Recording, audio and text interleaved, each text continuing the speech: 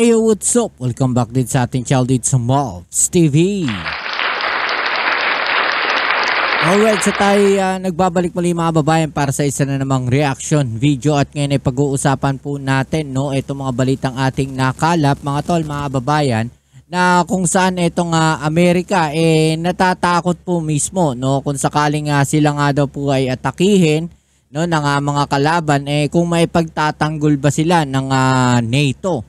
Diba? At yan ang ating alamin at pag-uusapan. At ang isa pa nating pag-uusapan mga tol, mga babayan ay ang binitawan po ng China laban po sa Taiwan, na kung sabi nga po niya na kung kahit kailan daw po hindi raw magiging bansa ang Taiwan.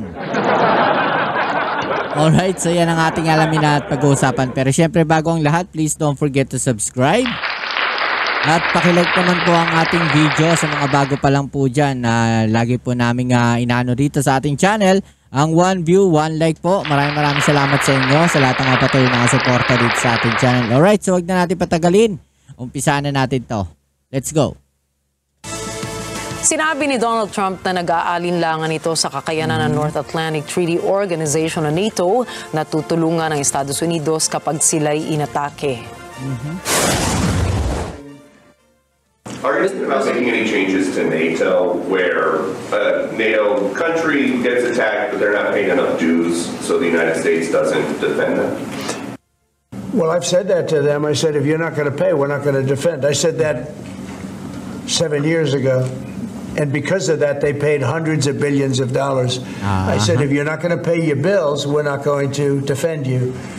And it also went for the attack. But if they got attacked, they said, well, does that mean you won't defend us? I said, are you current or are you delinquent?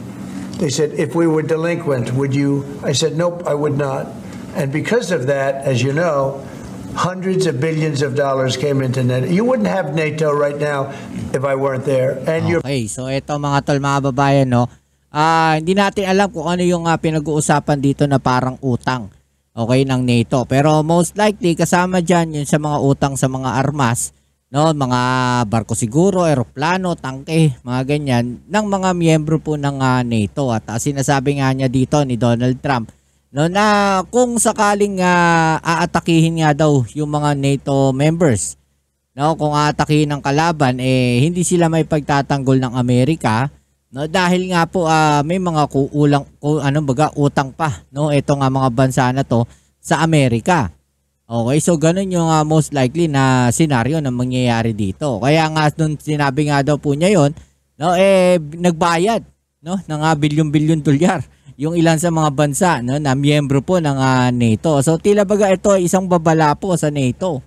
'Di ba? So parang tinira niya dito yung mga miyembro ng NATO na hindi nagbabayad. Magbayad kayo kasi kung di kayo magbabayad pagka inatake kayo ng kalaban nyo, hindi namin kayo may pagtatanggol. Parang gano'n, At medyo nakakatakot to kasi paano kung Pilipinas inatake ng China at may mga utang pa tayo na hindi nababayaran sa Amerika, yun ang malaking problema dyan. Pero sa tingin ko naman, okay naman kasi syempre nag-o-offer pa rin yung Amerika sa atin diba? At nagbibigay pa rin naman ng tulong ang Amerika sa Pilipinas, diba? So tuloy-tuloy pa rin. Kaya sa tingin ko, maganda pa rin naman relasyon ng Amerika at ng Pilipinas, di ba? The previous Secretary General has said that. He said he's never seen anything like it. When I came to NATO, when I first had my first meeting, I noticed that people weren't paying their bills at all. And I said I should wait for my second meeting, and I did. And I brought that up. And I said, if you don't pay your bills, we're not going to participate. We're not going to protect you. And when I said that, as soon as I said that, it was amazing how the money came in. The money came in, and now they have money. But even now, it's not enough. It's really not enough. They should be paying more. Okay, so parang babala to sa NATO talaga, mga tol, mga babayan, yung binitawan na to ni President Donald Trump. Di ba? Imagine ninyo, kung hindi magbabayad yung isang bansa doon, na miyembro ng NATO o yung NATO mismo, hindi magbabayad sa Amerika ng kanilang kung ano man yan, kung ano mang klaseng utang yan, hindi sila ipagtatanggol ng Amerika. Okay, so yun yung isang problema dyan. At sino-sino ba yung mga miyembro ng NATO? Pilipinas, hindi po alam ko, hindi kasali sa NATO eh. Pero nandyan yung Germany, okay, yung Greece, di ba? Spain, nandyan din yan. Finland, parang ganon, yung mga bansa na yan. Italy, di ba? France, nandyan din yan sa NATO. Okay, so may mga may utang sila sa Amerika, kailangan bayaran ng NATO. Dahil kung hindi, pag nagkaroon ng gulo, nagkaroon ng gera, hindi sila susuportahan ng Amerika, di ba? Dagdag pa rito ay sinabi rin ni Trump na pinag-iisipan niya kung itutuloy niya ang kasunduan ng Estados Unidos sa NATO. Anya kung hindi raw magiging patas ang kontribusyon ng lahat ng bansa sa naturang organisasyon, ay mas mabuti na lang kung humiwalay ang Estados Unidos o mabuwag ang naturang koalisyon. Ayon sa mga eksperto ay malaki itong policy shift para kay Trump na sa unang araw ng kanyang termino ay sinabi na matibay ang relasyon nito sa naturang defense coalition.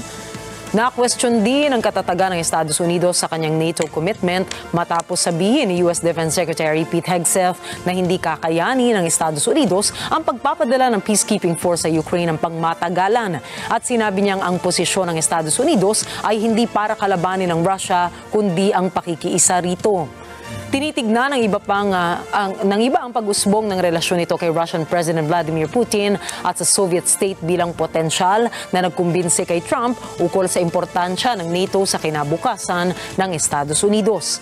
Nabuo ang North Atlantic Treaty Organization o NATO taong 1949, panahon ng Cold War upang tapatan ang lumalakas na impluensya ng United Soviet States of Russia o USSR. President Trump, on Peter's question, are you going to make that policy, U.S. policy, that the U.S. wouldn't defend NATO countries that don't pay? Well, I think it's common sense, right? If they don't pay, I'm not going to defend them. No, I'm not going to defend them. I got into a lot of heat when I said that. You said, oh, he's violating NATO. And, you know, the biggest problem I have with NATO, I really, you know, I mean, I know the guys very well. They're friends of mine. But if the United States was in trouble and we called them, we said, we got a problem, France, we got a problem, a couple of others I won't mention. Do you think they're going to come and protect us? They're supposed to. I'm not so sure. So yun yung pinangangamba dito ng Amerika, no? Na kung sila nga naman yung aatakihin, hindi nila alam kung may pagtatanggol sila ng mga miyembro ng NATO. Diba? So, medyo nakakatakot nga naman yon, diba? So, sa isa pa natin mga balita, mga tol. Ang Taiwan ay ayan, no?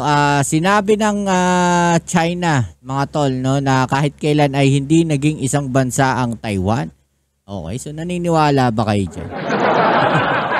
Malamang isang mind setting na naman to ng China o propaganda na naman to ng China para linlangin, no, o guluhin ang isipan ng mga mamamayan po ng Taiwan at ng buong mundo. Alam naman natin yung China, mahilig sa ganyan.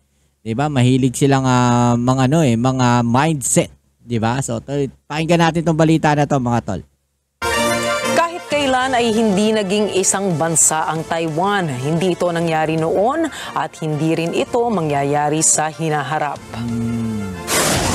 Ito ang binigyang diin ni Minister of Foreign Affairs Wang Yi sa isang press conference kung saan tinanong siya ukol sa Resolution 2758 ng United Nations General Assembly.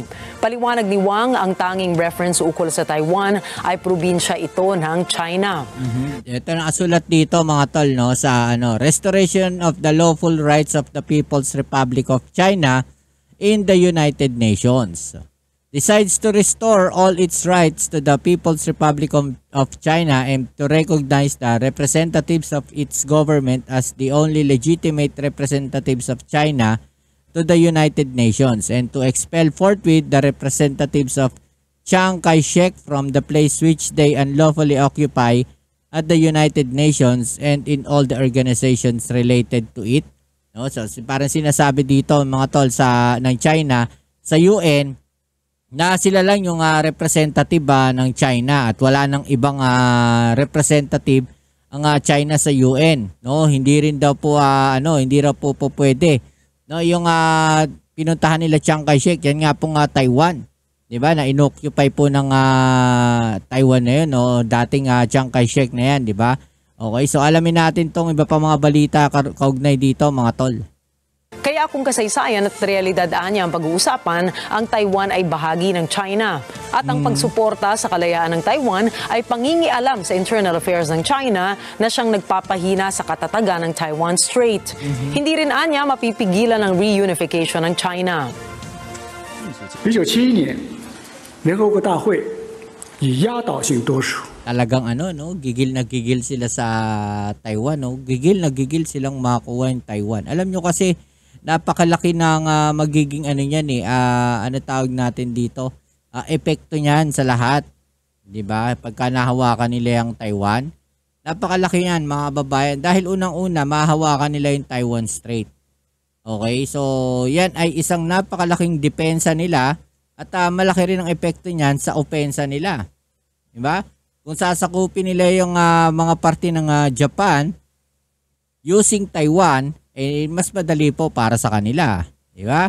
At unti-unti kakainin nila ng kakainin yung mga isla na yan. Baka makamukat-mukat nyo, konting kinain niya yung ilang isla sa Japan, eh makikita natin may historical claim na rin sila na kanila pala ang Japan.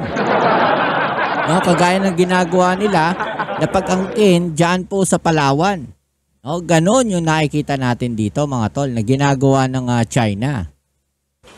通过了2758号决议，决定恢复中华人民共和 It decides to restore all the lawful rights of the People's Republic of China at the UN. 国在联合国的一切合法权利，并立即将台湾当 And expel forthwith the representatives of the Taiwan authorities from UN and 局 all 的代表从联合国及其一切机构中驱逐出去。 once and for all. This resolution resolved the issue of the representation of the whole 这一决议彻底解决了包括台湾在内全中国 of China mga tol, including Taiwan. Okay, so sinasabi dito mga tol na walang karapatan yung Taiwan na magrepresenta doon po sa UN dahil nga po doon sa kanilang pinaniniwalaang sa kanilang policy na One China policy. Okay, na kung saan sinasabi nila na kanila nga daw po o sa China po, kasama po sa China, yan pong Taiwan. Pero bakit hindi nila kinuha yan noong mga panahon na yon, no, na nag-alsa o umalis etong sila Chiang Kai-shek? Diba? At kinubkob nila yung Taiwan. Bakit noong time na yun hindi nila kinuha kaagad? Okay, so ngayon i-reunite nila. Gusto nilang sabihin na sa China yung Taiwan. 'Di ba? Gusto nga niya magsarili na rin. Okay, so kayo anong palagay ninyo diyan mga tol, mga babae? I-comment down sa ibaba ang inyong mga opinion at atin yung pag-usapan. All right? So yan, muli maraming salamat sa lahat ng mga patuloy na nakasuporta dito sa ating channel. Kita-kits tayo sa ating next video upload. Don't forget to subscribe, like, share, comment dyan sa comment section. All right? Peace. I'm out.